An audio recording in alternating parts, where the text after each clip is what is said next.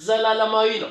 አሜን። ሄይ አጋንንት መጥተዋት ሲል ኢየሱስ በሰጠው ደስታ ይደሰታል። አሜን። ጓደኞች ደመደምናል ከዚህ በኋላ ሰው አትሆንም ሲሉ ውስጥ ያለው ደስታ ዳግም ይፍለቀለቃል። አሜን። መንተክተክ ይጀምራል። ውስጥ ያለው ክርስቶስ ዳግም መፍለቅለቅ ይጀምራል። አረ ሰላሚ ውስጥ ያለው ክርስቶስ ነው። ስኬትሽ ውስጥሽ ያለው ክርስቶስ ነው። ደስታችሁ ውስጣችሁ ያለው ክርስቶስ ነው። እስኪ የኔ ደስታ በሉ በውስጤ ያለው ክርስቶስ ነው። ያለ ኢየሱስ ሰላም የለም፣ ደስታ የለም። ያለ ኢየሱስ ጤንነት የለም። ያለ ኢየሱስ እረፍት የለም። ኢየሱስ ብቻውን ይበቃሻል። አሜን። ቅዱሳን ኢየሱስ ብቻውን እንኳን መብቃት በቅቶ ይተርፋል።